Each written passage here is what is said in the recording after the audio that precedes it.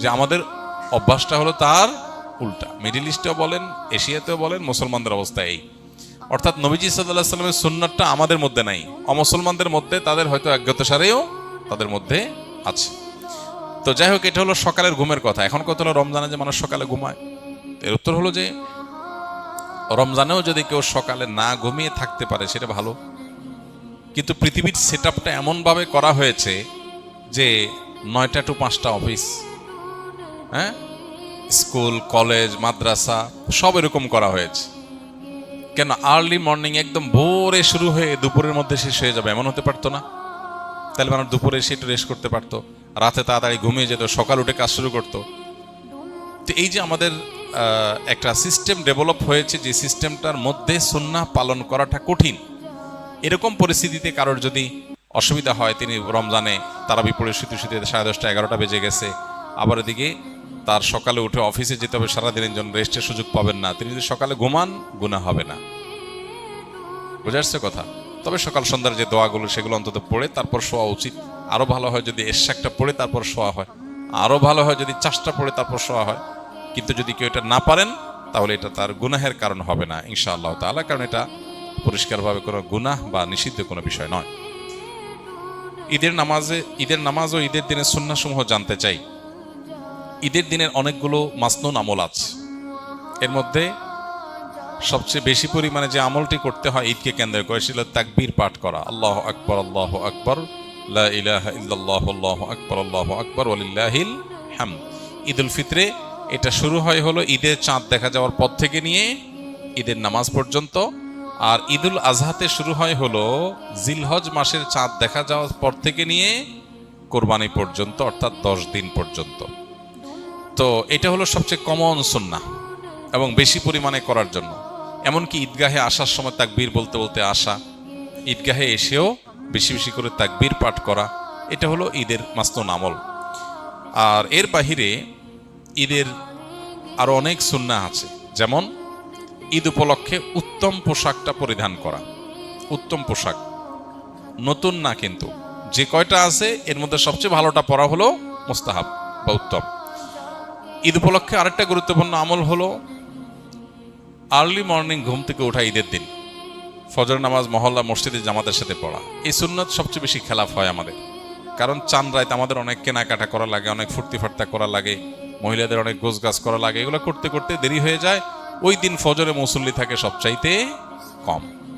পুরো রমজান জুড়ে মুসল্লি যা থাকে ঈদের দিন তার চাইতে পরিমাণে অনেক কম থাকে।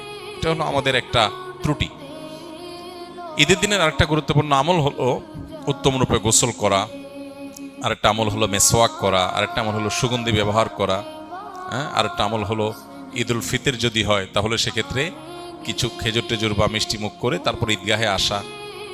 ঈদের আরেকটা সুন্নত হলো এক রাস্তায় আসা আরেক রাস্তায় যাওয়া। ঈদের অনেকগুলো সুন্নাহ আছে, যে সুন্নাহগুলো আমরা পালন করার মাধ্যমে ঈদটা অর্থবহ হয়ে উঠবে। ঈদকে কেন্দ্র করে অনেক অনাচারও আছে, যেমন ঈদকে কেন্দ্র করে দেখা যায় গান বাজনার ভিতরে ডুবে যায় মানুষ, হ্যাঁ, ঈদের আনন্দ করতে গিয়ে নামাজের খবর নাই। এগুলো যেন না হয় একজন মুসলমানের ঈদে, সে জিনিসটা আমাদের খেয়াল রাখতে হবে। আমি একজন জেনারেল কোরআনের শানে নজুল ও সংক্ষিপ্ত ব্যাখ্যা জানা ও বোঝার জন্য কোন কিতাবটি সংরক্ষণ করলে ভালো হয় দয়া করে জানাবেন। অনেকগুলো তাফসির আছে, আপনি যদি বিস্তারিত জানতে চান তাহলে সেক্ষেত্রে তাফসির ইবনে কাসির আছে, তাফসির মারুফুল কোরআন আছে। আর যদি খুব সংক্ষেপে আকারে জানতে চান তাহলে ইবনে কাসিরের অনেকগুলো সংক্ষিপ্ত ভার্সন আছে, মারুফুল কোরআনের সংক্ষিপ্ত ভার্সন আছে। তারপরে আমাদের অনেক ওলামায়ে কেরাম তাওজিহুল কোরআন আছে, তাফসিরে জাকারিয়া আছে, অনেকগুলো তাফসিরের কিতাব আছে। যার যেটা সহজ মনে হয় সে সেটা তার সংগ্রহে রাখতে পারেন। বরং একটা দীর্ঘ তাফসির আর একটা সংক্ষিপ্ত তাফসির থাকলে ভালো হয়। সময় অনুযায়ী দীর্ঘ তাফসিরটা সময় নিয়ে পড়ে পড়ে জীবনে একবার হলেও শেষ করা দরকার। ইফতারের অনেকে অসুস্থ, এমত অবস্থায় ইতিকাফে বসা জরুরি নাকি পরিবারের খেয়াল রাখা জরুরি? পরিবারের যাদের অসুস্থ, এমন অসুস্থতা যে তাকে আপনি টেক কেয়ার না করলে আর টেক কেয়ার করার মতো নাই, এবং সে অসুস্থ অবস্থায় কষ্ট পাবে, তাহলে সেক্ষেত্রে আপনি তাকে টেক কেয়ার করবেন। আর যদি এমন হয় যে না, আপনি ছাড়া আরো টেক কেয়ার করার লোক আছে, বা টেক কেয়ার না করলে তার যে অনেক অসুবিধা হবে তা না, তাহলে সেক্ষেত্রে আপনি ইতিকাফ করলেন আর তার টেক কেয়ারের জন্য ব্যবস্থা নিলেন, খোঁজখবর নিলেন, সেটা আপনার জন্য উত্তম হবে। এটা ভ্যারি করে অবস্থার উপরে। এরপরে প্রশ্ন হলো, রোজা রেখে কোন আমলগুলো করলে সওয়াব সবচেয়ে বেশি? রোজা রেখে সবচেয়ে গুরুত্বের সাথে যে বিষয়টা খেয়াল করা দরকার সেটা হলো সকল প্রকার গুনাহ থেকে বেঁচে থাকা। সকল প্রকার গুনাহ থেকে বেঁচে থাকা। আমি রোজা আছি, আমি গীবত করব না, আমি রোজা আছি ঝগড়া করব না, আমি রোজা আছি গালমন্দ করব না, আমি রোজা আছি মিথ্যা কথা বলবো না, আমি রোজা আছি হারাম কোনো জিনিস ফেসবুকে, ইউটিউবে, মোবাইলের বাইরে, অফলাইনে, অনলাইনে কোনোভাবে দেখব না। এই জিনিসটা হলো রোজার মধ্যে সবচাইতে গুরুত্বের সাথে আমাদের করা দরকার। আমরা বেশিরভাগ মানুষ নফল আমল করি, ফরজের খবর নাই।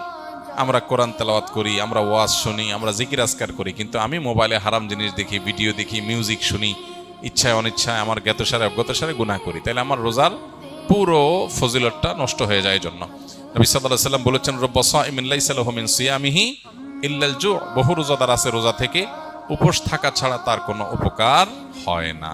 সেজন্য এই জিনিসটা খেয়াল করা দরকার। আর এর পাশাপাশি নফল আমলের ভিতরে সবচেয়ে বেশি করণীয় কোনটা, যদি সেটা বলেন তাহলে বলবো রমজান মাসে কোরআনে কারীমের প্রতি আমাদের বিশেষ গুরুত্ব থাকা উচিত। এর বাইরে দোয়াটা বেশি বেশি পরিমাণে করা দরকার আমাদের। রমজানের তারাবির টাকা উল্লেখ করে মসজিদে টাকা তোলা হয়, এটা শরিয়া দৃষ্টিকোণ থেকে সঠিক কিনা? এটা আমরা এর আগে বারবার বলেছি, তারাবিতে বিশেষ করে হাফেজরা কোরআন তেলাওয়াত শুনিয়ে টাকা গ্রহণ করা জায়েজ নাই, দেওয়াও জায়েজ নাই। হ্যাঁ, হাফেজরা যেহেতু রমজানে মসজিদে তারা শুধু তারাবি না, ওয়াক্তিয়া নামাজও তাদের পড়াইতে হয়, সেক্ষেত্রে ওয়াক্তিয়া নামাজের ইমাম হিসেবে তাদেরকে নিয়োগ দিয়ে নিয়মতান্ত্রিকভাবে বেতন দেন, বোনাস দেন, সেটা ঠিক আছে, এবং সেটার জন্য টাকা নিলেও অসুবিধা নেই। রমজানের শেষ দশকে ইতিকাফে বসতে ইচ্ছুক কিন্তু মসজিদে খাবার পৌঁছানোর মতো লোক নাই, এটা আমরা উত্তর বলে ফেলেছি ইতিমধ্যে। রমজানে কোনো ব্যক্তি হঠাৎ এমন অসুস্থ হয়ে গেল যে সাহারি খেয়ে রোজা রাখতে পারবে না, সেক্ষেত্রে ওই ব্যক্তির রোজার কাফারা কি হবে? কারোর যদি আসলে রোজা রাখার মতো সামর্থ্য না থাকে তাহলে তার কাফারা হবে যে তিনি এই রোজার জন্য পরবর্তীতে রোজা রাখবেন। আল্লাহ বলেছেন, ফামান কানা মিনকুম মারিদান আও আলা সাফারিন ফাইদ্দাতুম মিন আইয়ামিন উখর। যে ব্যক্তি অসুস্থ হবে অথবা সফরে থাকবে সে অন্য সময় সে রোজা রেখে দিলে আদায় হয়ে যাবে, গুনাহ হবে না। কিন্তু অসুস্থতাটা এমন লেভেলের অসুস্থতা হইতে হবে যে এই অসুস্থ অবস্থায় তার রোজা রাখার কোনো সুযোগ নাই, রাখলে তার জীবনহানি বা অসহনীয় কষ্ট হবে। হালকা একটু জ্বর হলো, একটু সর্দি হলো, একটু পেট খারাপ হলো, আর এমনি রোজা ভেঙে ফেললাম, ঠুনকো অজুহাতে রোজা ভাঙা যাবে না। নারীদের জন্য রমজানে এমন বিশেষ কি আমল আছে যা আখিরাতে মুক্তির পথ হবে? রমজান মাসে আমাদের জন্য সবার জন্য যে কমন আমল আছে, সকল গুনাহ থেকে বেঁচে থাকা, চোখের গুনাহ, কানের গুনাহ, মনের গুনাহ, এগুলো থেকে বেঁচে থাকা, এটা নারী পুরুষ সকলের জন্য প্রযোজ্য। এটা রমজানের সবচেয়ে গুরুত্বের সাথে আমাদের করা উচিত। তাকওয়া চর্চার মাকসাদই হলো এটা। এর পাশাপাশি কোরআনে কারীমের তেলাওয়াতে বেশি মনোযোগ দেওয়া দরকার। মা বোনরা বাসা বাড়ির কাজের জন্য তারা অনেক সময় ধরে কাজে ব্যস্ত থাকতে হয়, সেজন্য তারা ওই কাজের ফাঁকে ফাঁকে জিকির, আজকার, তাসবিহ, দুরুদ, আল্লাহর স্মরণ, এই জিনিসগুলো তারা বেশি বেশি করে করতে পারেন। এবং যত ব্যস্ততায় থাকুক না কেন, ইফতারের বেশ কয়েক মিনিট আগে সব কাজ বন্ধ করে দোয়ায় মনোনিবেশ করা, সাহারির সময় থালা বাসন নিয়ে ব্যস্ত না হয়ে কিছু সময় দোয়ায় মনোযোগ দেওয়া, আমলে মনোযোগ দেওয়া দরকার। বাকি সময়গুলোতে কাজ করলেও আল্লাহ জিকির স্মরণ থাকলে আল্লাহ তাআলা ইনশাআল্লাহ পূর্ণ আজর দিবেন।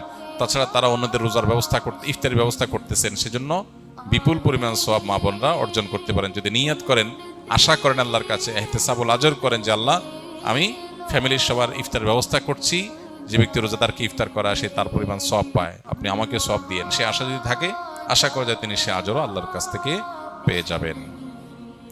রমজানে কাজা হওয়া রোজা মা বোনরা কখন রাখা সর্বোত্তম হবে? সবচেয়ে উত্তম হলো শাওয়ালের মধ্যে রেখে ফেলা, যত আগে রাখা যায়। যদি সেটা না রাখা যায়, পরবর্তী রোজার আগে আগে রেখে ফেলা উচিত। আয়েশা রাদিয়াল্লাহু তাআলা আনহা তার ভাঙতি যে রোজাগুলো হতো সেগুলো তিনি পরবর্তী রমজানের আগে শাবান মাসে রেখে ফেলতেন। তিনি এর মধ্যে রাখতে পারতেন না কেন? কারণ নবী সাল্লাল্লাহু আলাইহি সাল্লাম তার সাথেই থাকতেন, এবং নবী সাল্লাল্লাহু আলাইহি সাল্লাম সাথে থাকার কারণে, স্বামীর সাথে থাকার কারণে স্বামীর হাজত বা প্রয়োজনকে মাথায় রেখে তিনি রোজা রাখতে সুযোগ পেতেন কম। এদিকে শাবান মাসে নবীজি বেশি বেশি নফল রোজা রাখতেন, ওই সুযোগে তিনি তার রোজাগুলো রেখে ফেলতেন। এজন্য শেষ সময় হলো পরবর্তী রমজান আগে। কোনো কারণে যদি সেটাও কেউ না পারে তারপরে রাখলেও আদায় হয়ে যাবে। রমজানে কবরের আযাব মাফ করা হয়। প্রশ্ন হলো, কোনো এমন ব্যক্তি মারা গেল যে জাহান্নামী ছিল, তাহলে সেও কি রমজানের বদলতে আযাব থেকে মুক্তি পাবে? রমজানে কবরের আযাব বন্ধ থাকে এই কথা সঠিক না। কোরআন বা হাদিসে এরকম কোনো কথা নাই যে রমজান মাসে কবরের আযাব স্টপ হয়ে থাকে। এরকম কোনো হাদিস বা আয়াত পাওয়া যায় না, সহিভাবে সাব্যস্ত হয় না।